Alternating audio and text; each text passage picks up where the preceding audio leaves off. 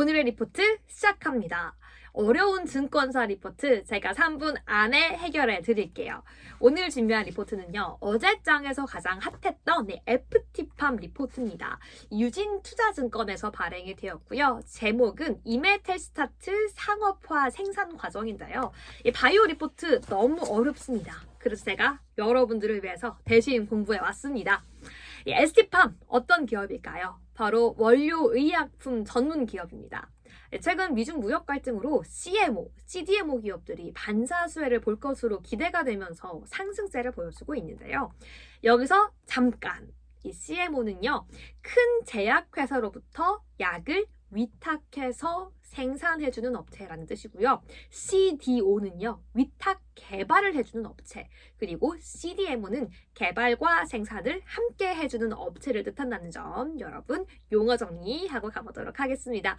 이런 흐름 속에 ST팜도 강세입니다. 열흘 전까지는 6만 원대에서 횡보하다가 3월 8일에는 7만 원 선 돌파, 3월 18일에는 52주 신고가를 경신하기도 했습니다. 이런 상승의 뒤편에는요. 미중 갈등의 반사수혜라는 이유도 있겠지만 주가 견인의 핵심 원인으로는 제론의 신약 후보 물질인 이메텔스타트의 승승장구가 있을 텐데요. ST팜의 고객사 중 하나인 제론은요. 나스닥에 상장되어 있는 미국의 소규모 제약기술 회사입니다. 이 회사에서 저위험 골수 이형성 증후군 이 신약 후보 물질이 임상을 마치고 신약 허가와 생산 직전에 있다라는 건데요. 저위험 골수 이형성 증후군을 쉽게 말하자면요. 혈액암의 일종으로 골수 기능에 이상이 생긴 여러 질환을 좀 묶어서 말하고 있는 질병입니다. 심하면 골수 이식을 받는 환자도 있겠죠.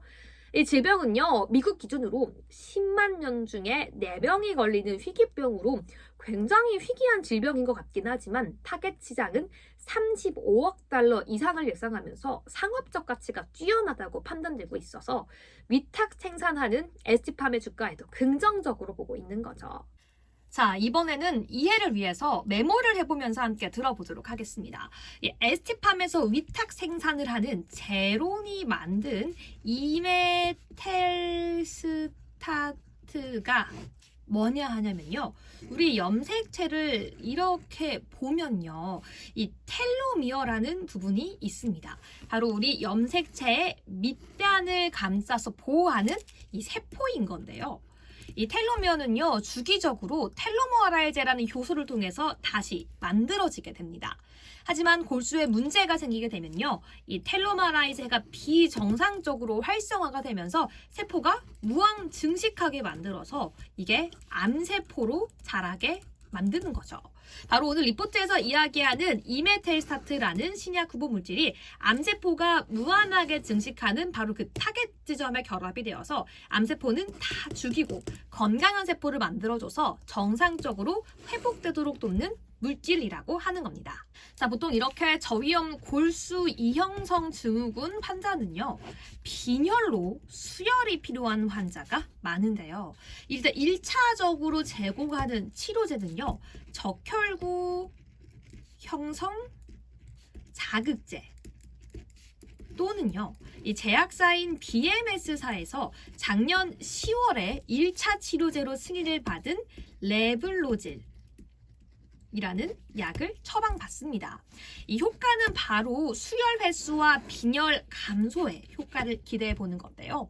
하지만 이 적혈구 형성 자극제는요, 반응률이 30에서 60%에 불과해서 절반 이상이 또 재발이 되는 문제점이 있고요. 이 레블로질 역시 주사 적용이 어려운 환자가 있습니다. 이렇게 1차 치료제로도 치료되지가 않아서 2차 치료제를 다시 맞아야 되거나 먹어야 하는 환자들이 있을 텐데요. 바로 2차 치료제에서 이멜스타트가 처방된다는 거죠. 오히려 기존의 승인을 받은 레블로질보다도 수혈에 의존하지 않아도 되는 기간이 더 연장이 되고요. 적용이 되지 않았던 환자에게도 효과를 보였다라는 연구 결과까지 확인이 되었습니다. FDA 항암제 자문위원회에서는 12대 2로 임상 3상에 찬성을 했는데요.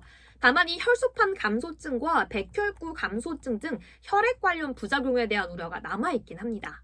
하지만 시장에서는 승인에 대한 기대감이 높고요. 현재 경쟁 약물로 꼽히는 BMS의 레블로질 매출이 2022년에는 1억 9,900만 달러, 2023년의 상반기에만 3억 3,700만 달러, 그리고 2030년까지 40억 달러까지 기대가 되고 있어서요. 더 많은 적응증을 확보하고 있는 이메텔스타트의 수요도 그만큼 생겨날 것이란 예상이 되고 있고요. 이 약을 위탁 생산할 ST팜에 시장이 집중하고 있다는 거죠. 멀리 돌고 돌아왔는데요. 이제 왜 ST팜의 주가가 오르는지 이해가 되었을까요?